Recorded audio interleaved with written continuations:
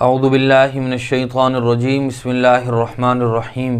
یا ایھا الذین آمنوا اذا قمتم الى الصلاة فاغسلوا وجوہکم وایدیکم الى المرافق وامسحوا برؤوسکم وارجلکم الى الکعبین۔ صدق اللہ العظیم۔ اللہ تبارک و تعالیٰ اس آیت میں ارشاد فرماتے ہیں، ایمان والو جب تم نماز کے لیے کھڑے ہوا کرو تو یہ 4 عمل کیا کرو۔ فاغسلوا وجوہکم وایدیکم الی المرافق، یعنی اپنے چہرے کو اور اپنے دونوں ہاتھ کوہنیوں سمیت دھویا کرو۔ وامسحوا برؤوسکم وارجلکم الی الکعبین، اور اپنے سر کا مسح کیا کرو اور اپنے دونوں پاؤں ٹخنوں سمیت دھویا کرو۔ وضو کے اندر یہ 4 چیزیں فرض ہیں۔ اس کے علاوہ حضور اکرم صلی اللہ علیہ وسلم سے پاؤں کو دھونے کے ساتھ ساتھ ان پر خفین پہنے ہوئے مسح کرنا بھی ثابت ہے۔ حضرت مغیرہ ابن شعبہ رضی اللہ تعالیٰ عنہ مشہور صحابی وہ فرماتے ہیں کہ ایک مرتبہ حضور اکرم صلی اللہ علیہ وسلم سفر میں تھے، میں آپ کو وضو کرا رہا تھا، آپ نے ایسا شامی جبہ زیبتن کیا ہوا تھا جس کی آستینیں تنگ تھی، تو آپ نے اپنے دامن کے نیچے سے دونوں ہاتھوں کو نکال کر اپنے پاؤں پر پہنے ہوئے خفین پر مسح کیا۔ میں نے حضور سے عرض کیا کہ یا رسول اللہ آپ پاؤں دھونا بھول گئے ہیں؟ تو حضور نے فرمایا نہیں میں نہیں بلکہ آپ بھول گئے ہیں، اللہ نے مجھے اسی طرح خفین پر مسح کرنے کا حکم دیا ہے۔ اسی طرح جریر ابن عبداللہ بجلی رضی اللہ تعالیٰ عنہ فرماتے ہیں کہ میں نے حضور اکرم صلی اللہ علیہ وسلم کو دیکھا، رأیت رسول اللہ صلی اللہ علیہ وسلم بال ثم توضأ ومسح علی الخفین، کہ آپ نے پیشاب کیا اور پھر وضو فرماتے ہوئے آپ نے اپنے خفین پر مسح کیا۔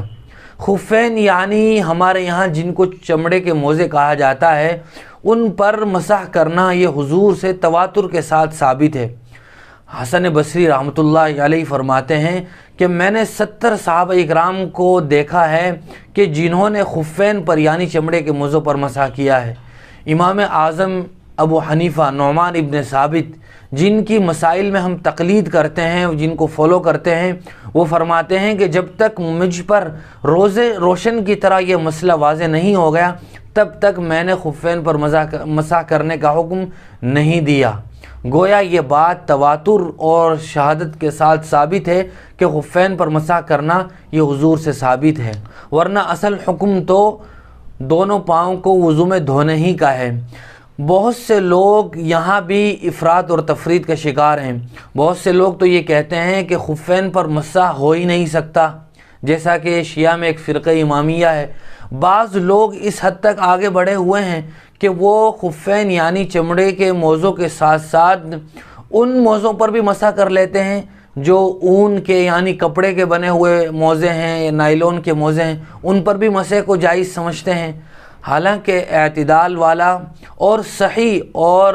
درست مسلک اور مسئلہ وہ ہے جو اہل سنت والجماعت کا ہے کہ خفین یعنی چمڑے کے موزوں پر چند شرائط کے ساتھ مسح کرنا یہ جائز ہے، بلکہ حضور صلی اللہ علیہ وسلم نے خود کیا ہے۔ اب وہ شرائط کیا ہیں؟ ان شرائط کو ملحوظ رکھنا بہت ضروری ہے۔ نمبر 1، خفین یعنی چمڑے کے موزے وہ ایسے ہوں جو ٹخنوں سمیت پورے قدم کو چھپا لیں، یعنی ایسا نہ ہو کہ وہ صرف ٹخنوں تک ہوں بلکہ ٹخنوں کو بھی چھپا لیں اور پنڈلی تک وہ موزے ہونے چاہیے۔ نمبر 2، دوسری شرط یہ ہے کہ وہ موزے ایسے ہوں، اتنے مضبوط ہوں کہ جن کو پہن کر آدمی بغیر جوتوں کے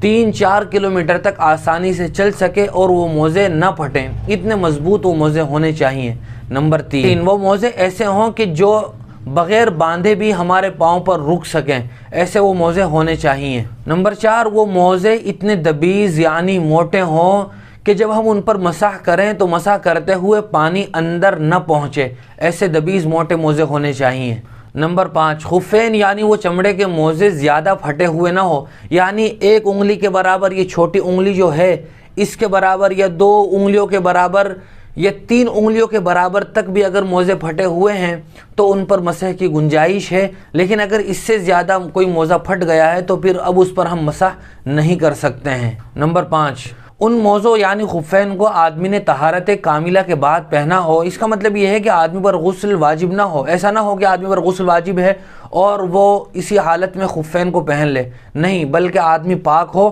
اس کے بعد وہ وضو کر کے یا پاؤں دھو کر ان موزوں کو پہنے۔ نمبر 7، وہ طہارت جو آدمی نے یعنی پاکی حاصل کی ہے وہ تیمم سے حاصل نہ کی ہو، یعنی پاؤں دھو کر پانی سے یا وضو کر کے حاصل کی ہو۔ کوئی آدمی یہ سوچے کہ میں نے تیمم کر لیا اس کے بعد میں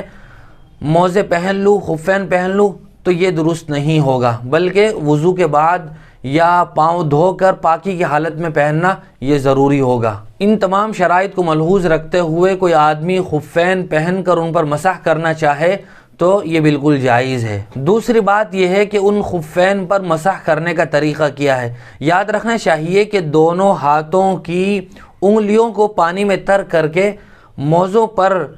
اس طرح خط لکیر کھینچتا ہوا پنڈلیوں تک آ جائے جہاں تک وہ موزہ ہے تو یہ مسح ہو جائے گا۔ علماء فرماتے ہیں کہ بہتر ہے کہ انگلیوں کو کھینچنے کے ساتھ ساتھ آدمی کی یہ ہتھیلی بھی مسح کرنے میں شامل ہو جائے تو اور زیادہ بہتر ہے۔ تیسری بات یہ ہے کہ آدمی کتنے وقت تک خفین پر یعنی چمڑے کے موزوں پر مسح کر سکتا ہے۔ جو آدمی مسافر نہیں ہے بلکہ اپنے وطن میں ہے، مقیم ہے، تو ایسا آدمی 24 گھنٹے تک اپنے خفین پر مسح کر سکتا ہے، اور یہ 24 گھنٹے کا وقت اس وقت شروع ہوگا جب پہلی مرتبہ آدمی کو حدث لاحق ہوا ہو۔ مثال کے طور پر ایک آدمی نے وضو کرنے کے بعد یا پاؤں کو دھونے کے بعد پاکی کی حالت میں 8 بجے موزے پہن لیے، اب اس کا پہلی مرتبہ وضو ٹوٹا ہے 11 بجے کے بعد،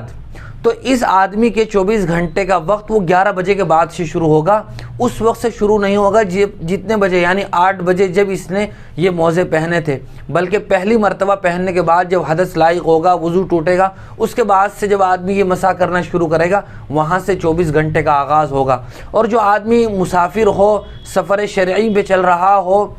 تو وہ آدمی 3 دن تک 3 دن اور 3 رات تک بھی مسح کر سکتا ہے۔ اور ایک مسئلہ یہ ہے کہ کوئی آدمی مقیم تھا، مسافر نہیں تھا، اور وہ 24 گھنٹے کے حساب سے اپنے موزوں پر مسح کر رہا تھا، لیکن 24 گھنٹے پورے ہونے سے پہلے وہ کہیں لمبے سفر پر روانہ ہو رہا ہے، جو سفر شرعی ہے یعنی 77-78 کلومیٹر سے لمبا سفر ہے، تو وہ آدمی اب 24 کے بجائے اپنے 72 گھنٹے تک یعنی 3 دن اور 3 رات تک مسح کر سکتا ہے۔ ایسا ضروری نہیں ہے کہ اب نئے سرے سے اس کے لیے سفر کا وقت الگ سے شروع ہوگا، بلکہ وہی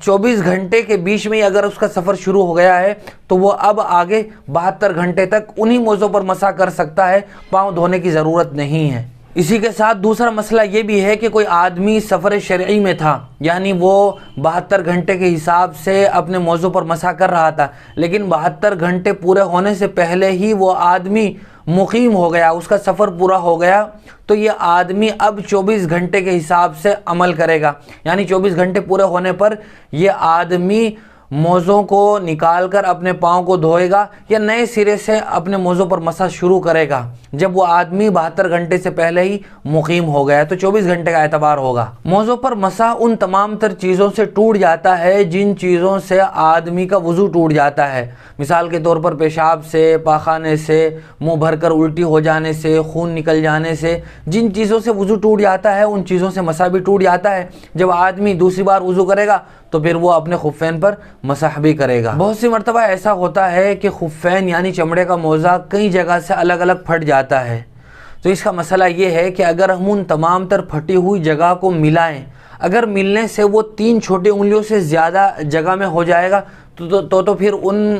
موضوع پر مسح کرنا درست نہیں ہوگا، لیکن اگر ان تمام تر جگہوں کو ہم ملاتے ہیں